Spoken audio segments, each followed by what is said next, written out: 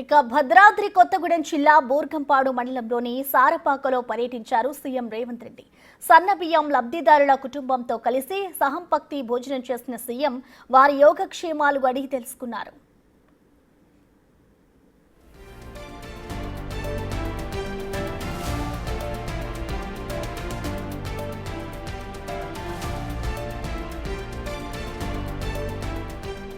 సన్నబియ్యం ఎలాగున్నాయంటూ కుటుంబ సభ్యురాలు తులసమ్మను ఆరా తీశారు సీఎం రేవంత్. దొడ్డు బియ్యం పంపిణీ చేసినప్పుడు అస్సలు తీసుకునేందుకు ఆసక్తిగా ఉండేది కాదన్నారు తులసమ్మ. ఇప్పుడు సన్నబియ్యం ఇస్తుండటంతో తమ కుటుంబానికి ఎంతో ప్రయోజనకరంగా ఉందని సంతోషం వ్యక్తం చేశారు లబ్ధిదారుల కుటుంబ సభ్యులు.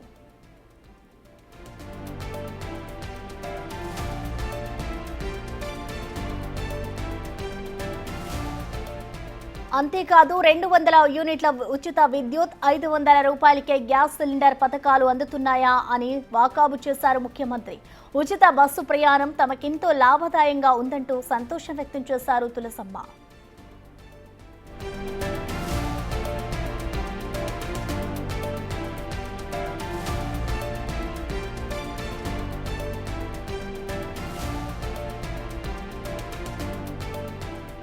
శ్రీరామనవమి సందర్భంగా భద్రాచలంలో శ్రీరామనవమి వేడుకల్లో పాల్గొన్న సీఎం ఆ తర్వాత సారపాకకు వచ్చారు. అక్కడ లబ్ధిదారుడు బూరం శ్రీనివాసరావు ఇంటిలో సన్నబియ్యం భోజనం చేశారు.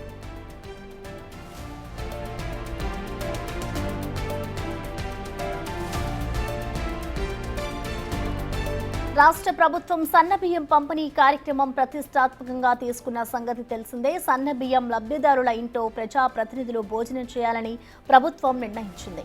ఈ కార్యక్రమంలో భాగంగా మంత్రులు ఇప్పటికే పలువురు లబ్ధిదారుల ఇళ్లలో భోజనం చేశారు కూడా.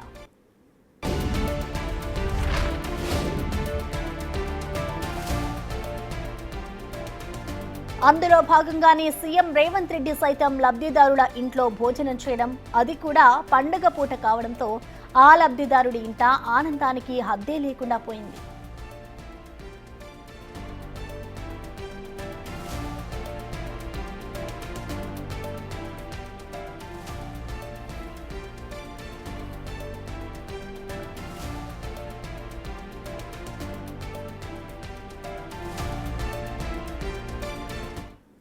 ఇక దీనికి సంబంధించిన పూర్తి సమాచారాన్ని ఖమ్మం నుంచి మా ప్రతినిధి భాస్కర్ లైవ్ ద్వారా అందిస్తారు. భాస్కర్, మనం చూసాము ఇందాక సీఎం రేవంత్ రెడ్డి సన్నబియ్యం లబ్ధిదారుడు శ్రీనివాస్ ఎవరైతే ఉన్నారో వారి ఇంటికి వెళ్లి ఆయన భోజనం చేశారు. దీనికి సంబంధించిన డీటెయిల్స్ ఏ విధంగా ఉన్నాయి?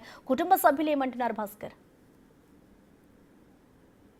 ఎస్ ప్రసన్న, భద్రాద్రి కొత్తగూడెం జిల్లా పినపాక నియోజకవర్గం బూరుగుపాడు మండలం సారపాకలోని ఒక తెల్ల రేషన్ కార్డు లబ్ధిదారు ఇంట్లో సీఎం రేవంత్ రెడ్డి ఒక అనూహ్యంగా ఊహించిన విధంగా ఒక బంధువుగా వచ్చి ఆ ఇంట్లోని పేదవాని ఇంట్లో ఒక పండగ పూట అంటే శ్రీరామనవమి రోజున చేయగలిగిన నేపథ్యంలో మొత్తం గ్రామస్తులు కావచ్చు, కుటుంబీకులు కావచ్చు, చాలా వరకు కూడా ఆనందం వ్యక్తం చేసిన నేపథ్యం అయితే ఉంది. సాక్షాత్తు సీఎంఏ ఒకవైపున దేవుడి కళ్యాణం అంటే సీతారామచంద్రస్వామి కళ్యాణం జరిపించి అక్కడి నుంచి నేరుగా తమ ఇంటికి రావడంపై వాళ్ళంతా కూడా దేవుడి మా ఇంటికి కూర్చున్నారని చెప్పి ఒక గృహిణి కూడా ఉబ్బితప్పిపోతున్న నేపథ్యం అయితే ఉంది. మరోవైపున ఆ ఇంటి యజమానురాలకు అంటే ఇంటి యజమానురాలకు మొత్తానికి అయితే అంటే ఇంటి ఆడబిడ్డ లెక్క పట్టు చీరతో పాటు సారే చీర పెట్టి ఆ ఇంట్లోకి ఆహ్వానించి అంటే ఒక సీఎంఏ వాళ్ళకి ఒక బంధువు లెక్క, కుటుంబ లెక్క, లేకుంటే ఒక కుటుంబ సభ్యు లెక్క తీసుకొచ్చి వాళ్ళకి పట్టుబట్టలు పెట్టారని చెప్పి ఆనందం వ్యక్తం చేస్తాం. మనం ఇప్పుడు వాళ్ళతో మాట్లాడుతుందాం. ఒకసారి గృహిణి ఉంది అంటే ఇంట్లో శ్రీనివాస్ భార్య ఉన్నాడు, మనం మాట్లాడుతుందాం. మీకు సీఎం గారు వచ్చారు, మీ ఇంటికి భోజనానికి వచ్చారు, మీతో కలిసి భోజనం చేశారు కదా, ఇప్పుడు వచ్చే ముందు మీకు సీఎం గారు తీసుకొచ్చారా? తీసుకొచ్చారండి. చీర జాకెట్ పుట్టింటి వాళ్ళలాగా తీసుకొచ్చారండి. పుట్టింటి వాళ్ళ తరంబరాలు కూడా ఉన్నాయి కదా అంటే ఒక్కలు అంటే సారెంట్ అన్ని వస్తాయి కదండి. సారెంట్ అన్ని వస్తాయి కదండి. ఏం చెప్పారు మీ ఇంట్లో సీఎం గారు? నాకు ఏం చెప్పారండి, ఏం చెప్పలేదండి. ఏమన్నారంటే మాతో పాటు భోజనం చేశారండి. బియ్యం ఎట్లా ఉన్నాయమ్మా, బియ్యం బాగుందండి. ఇంట్లో ఉన్న బియ్యంతో వండారా? సన్న బియ్యంతో రేషన్ షాప్ నుంచి తీసుకొచ్చి బియ్యంతో వండారా? రేషన్ బియ్యం. మీకు ఏం చెప్పారు శ్రీనివాస్? మీ ఇంటికి వచ్చారు సీఎం గారు, ఊహించిన మా నాన్నగారు అమ్మగారు నేను ఇప్పుడు మీ ఇంటికి వచ్చారు, మీ ఇంటికి వచ్చారు, ఏమని చెప్పారు సీఎం వెంకటరావు సీఎం గారు వచ్చేసి అనుకోకుండా వచ్చేసారు. మాకు తెలియదు వచ్చే సంగతి కూడా. సన్నబియ్యం వండి పెట్టామండి. బంధువులాగా వచ్చాడు. ఎప్పుడు ఏ ప్రభుత్వం పెట్టిన సన్న బియ్యాన్ని పంపించారు. తర్వాత పథకాలు కూడా అందుతున్నాయి మాకు. Current, gas. మీరు ఊహించారా ఒక సీఎం తో కలిసి కూర్చొని భోజనం చేస్తానని చెప్పి ఎప్పుడైనా ఊహించారా? ఊహించలేదండి. మేము సీఎం తోటి భోజనం చేస్తామని ఊహించలేదు. సీఎం గారు వస్తారని కూడా మాకు తెలియదు. మీకు మీ పిల్లలు ఏం చదువుకున్నారు? మా పిల్లగాళ్ళు మా అబ్బాయి MA BEd మీరేనా? సో మీ ఇంటి యజమాని కొడుకు వాళ్ళ కుమారుడు కూడా ఉన్నారు. మీతో ఏమన్నారు? సీఎం గారు ఒక బంధువు లెక్క, ఒక మేనమామ లెక్క మీ ఇంటికి వచ్చారు. వచ్చే రాంగలతో మీ అమ్మగారికి మీ నాన్నగారికి పట్టు వస్త్రం బట్టలు తీసుకొచ్చి పెట్టారు. ఎలా అనిపిస్తుంది ఇదంతా చూస్తే? మాకు చాలా సంతోషంగా ఉంది సార్. ఎందుకంటే శ్రీరామనవమికి మనం సంవత్సరానికి ఒకసారి శ్రీరామనవమి వస్తుంది. అదేవిధంగా ఈ తెలంగాణ ప్రభుత్వం, కాంగ్రెస్ ప్రభుత్వం, ముఖ్యమంత్రి గారు రేవంత్ రెడ్డి గారు మా ఇంటికి రావడం అనేది ఒక కళలాగా ఉంది. ఆ శ్రీరాముడే మా ఇంటికి వచ్చినట్టు, దర్శనం ఇచ్చినట్టు ఉంది సార్. అదే ఆనందంగా ఉంది. ఇంకోటి, ఈ ఏజెన్సీ ఏరియాలో, ఈ భద్రాచలం ఏజెన్సీ ఏరియాలో మన తెలంగాణ ప్రభుత్వం, ముఖ్యమంత్రి గారు రేవంత్ రెడ్డి గారు ఎవరైతే ఉన్నారో, ఒక ఎస్టీ ట్రైబుల్ నాయక్ కోడ్ ఇంటికి వచ్చి పేద ప్రజలు ఏ విధంగా తింటున్నారు అన్నాం. మా ఇంటికి వచ్చి ఒక కుటుంబ సభ్యుడికి, ఒక పెద్ద అన్నయ్యలాగా లేక ఒక మేనమామ లాగా వచ్చి మాకు ఇంట్లో అందరితో సహా వచ్చిన మంత్రులు కూడా సంతోషంగా ఇంట్లో కుటుంబ సభ్యులుగా అందరూ కలిసిమెలిసి తిన్నాం సార్. అదే ఆనందంగా ఉంది సార్. మిమ్మల్ని మీరు ఏం చదువుకున్నారు, మీ ఉద్యోగం చేసి అడిగారా? అవి అంటే ఈ సందర్భంలో అడగటం కుదరలేదు సార్. అయితే అమ్మగారు అన్నారు, ఇట్లా మా పాప కొంచెం హెల్త్ బాగాలేదండి, కళ్ళు కనపడలేదు, ప్రాబ్లం ఉందండి, కొంచెం సైకాలజికల్ ప్రాబ్లం ఉంది. ఇంకోటి మా బాబు కూడా నిరుద్యోగి అని చెప్పుకొచ్చారు. సో ఇక్కడే మనం చూసుకోవచ్చు, చాలా వరకు కూడా ఇక సీఎం గారు భోజనం చేసినటువంటి రూమ్ కూడా ఇక్కడే ఉన్నది. మొత్తానికైతే ఈ రూమ్ లో నుంచే సీఎం గారు ఇక్కడే ఒక ఇంటిలో ఉన్నటువంటి ఒక పెద్ద లెక్క ఇక్కడ కింద కూర్చొని ఇక్కడే ఈ ప్రాంతంలోనే సీఎం గారు ప్రశాంతంగా కుటుంబ సభ్యులతో కలిసి ఇక్కడ భోజనం చేసిన నేపథ్యం అయితే ఉన్నది. మరోవైపున మనం చూసుకోవచ్చు, చాలా వరకు కూడా మీతో ఈ కుటుంబ సభ్యులతో కలిసే వండించారు. వచ్చే సమయంలో సీఎం గారికి మీరు హారత పట్టారా? ఏమన్నా హారత పట్టారా? అదే హారత ప్లేట్ ఎలా ఏమన్నారు మరి? మీరు హారత పడుతున్న సమయంలో ఏమన్నారు?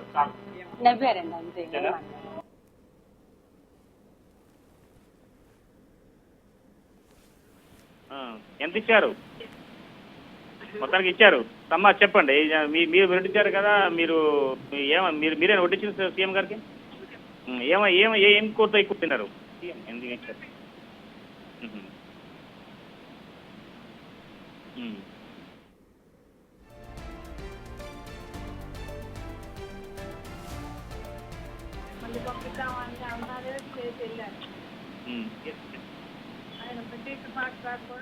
ఆయన బట్టి విక్రమార్క గారు కూడా బాగుందమ్మా, వంట బాగుంది, బాగా చేశారు అని అన్నారు. ఎవరు చేశారంటే మేమే చేసాము అమ్మ.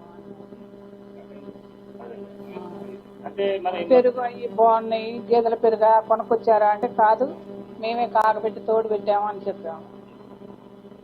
మొత్తంగా చూసుకోవచ్చు, ఈ వంటలు ఇక్కడ ఇంట్లో తయారు చేసినటువంటి వంటలు ఇవన్నీ మొత్తానికైతే సీఎం గారు ఇవే అంటే రేషన్ బియ్యంతో ఇదే భోజనం కూడా ఇక్కడ ప్రశాంతంగా కూర్చొని తిన్న నేపథ్యం అయితే ఉంది. మరోవైపున ఈ యొక్క అంటే సన్న బియ్యం నుంచి ప్రభుత్వం ఏదైతే ప్రజా పంపిణీ ద్వారా అంటే చౌక దుకాణాల ద్వారా పంపిణీ చేస్తుందో అవే వాటితోటి తయారు చేసినట్టు ఈ అన్నాన్ని కూడా మొత్తానికైతే సీఎం గారు భోజనం చేశారు కుటుంబ సభ్యులతో కలిసి. మరోవైపున ఇక్కడ ఉన్నటువంటి అంటే పాయసం కావచ్చు, మరోవైపున పప్పుతో కావచ్చు, మరి సాంబారు, ములక్కాయ టమాటా, గోంగూర పచ్చడి. అంటే ఎక్కువగా డిప్యూటీ సీఎం గారు కూడా ఎక్కువ బట్టి విక్రమార్క కూడా ఎక్కువ మాకు గోంగూర పచ్చడి బాగుంది కొంత ఏమా అని చెప్పి అనుకుంటే ఇంకా కొసరి వడ్డించుకొని తిన్న నేపథ్యం అయితే ఉంది.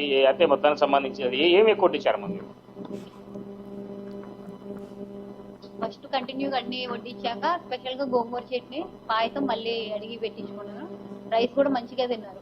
కొంచెం పెట్టించుకోవడం, మళ్ళీ సెకండ్ టైం పెట్టించుకోవడం కూడా రైస్ సన్న బియ్యం రైస్ కదా బాగుంది అని చెప్పి తిన్నారు, మంచిగా తిన్నారు.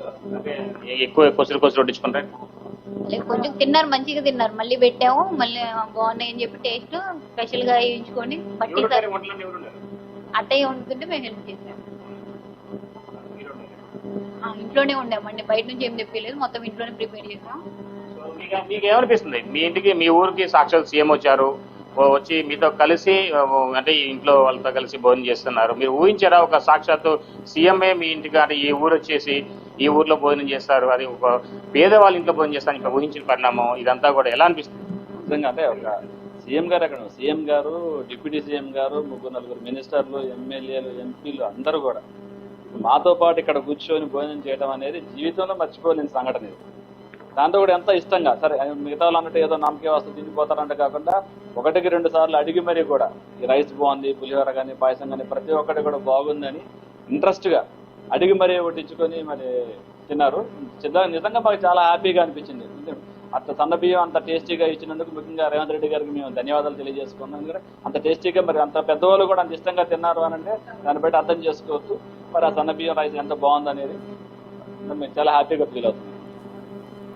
మొత్తానికైతే మరోవైపున సీఎం అంటే ఇంట్లోకి వచ్చిన తర్వాత ఆమె హారదపడుతున్న టైంలో ఆమెకి మంచి కానుకగా ఇచ్చినట్టుగా గృహిణి చెప్తున్నారు. ఎంత ఇచ్చారమ్మా సీఎం గారు?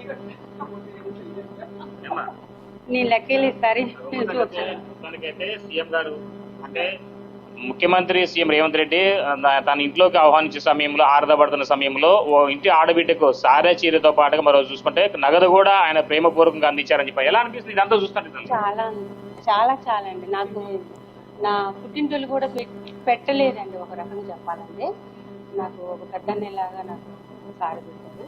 నా ఇంటికి వచ్చి కూడా భోజనం చేశారంటే చాలా సంతోషంగా చూసుకోవచ్చు. ఈ యొక్క అంటే సారపాక గ్రామంలో మరో చరిత్ర సృష్టించారు సీఎం అని చెప్పుకోవచ్చు. ఎన్నడూ లేని విధంగా, ఏ సీఎం లేని విధంగా అంటే గత 35 సంవత్సరాల క్రితం భారత ప్రధాని రాజీవ్ గాంధీ ఎలాగైతే ఈ యొక్క భద్రాచలంపట్నం సందర్శించినప్పుడు గిరిజన ప్రాంతంలోకి వెళ్ళి అక్కడ కొండల మీద ఉన్నటువంటి కొంతమంది ఆదివాసీ ప్రజల దగ్గర గంజి తాగినట్టుగా చరిత్ర ఉంది. దానికి సంబంధించి అప్పట్లో పెద్ద సంచలనమైంది. దాంతోపాటు మరలా ఇప్పుడు ప్రత్యేక తెలంగాణ వచ్చిన తర్వాత మరోవైపున సీఎం రేవంత్ రెడ్డి ఆధ్వర్యంలో మొదటిసారిగా ఆయన భద్రాచలం శ్రీ సీతారామచంద్ర స్వామి కళ్యాణానికి హాజరు కావడం, రాష్ట్ర తరపు నుంచి ముఖ్య తరంబ్రాలు పట్టువస్త్రం సమర్పించిన తర్వాత నేరుగా కళ్యాణం కార్యక్రమం ముగించేసిన తర్వాత నేరుగా ఈ ఇంటికే రావడం, ఇక్కడికి వచ్చిన తర్వాత ఇక్కడ ఒక ఇంట్లో సన్నబియ్యం లబ్ధారు ఇంట్లో కూడా మొత్తానికి భోజనం చేసి కార్యక్రమం శ్రీకారం చుట్టడంతో ఒక ఆదివాసీ బిడ్డగా వాళ్ళ కుటుంబ సభ్యులు కావచ్చు, మరోవైపున గ్రామస్తులు కావచ్చు, నియోజకవర్గ ప్రజలు కూడా ఆనందం వ్యక్తం చేసిన నేపథ్యం అయితే ఉంది. Prasanna. Right Bhaskar, thank you.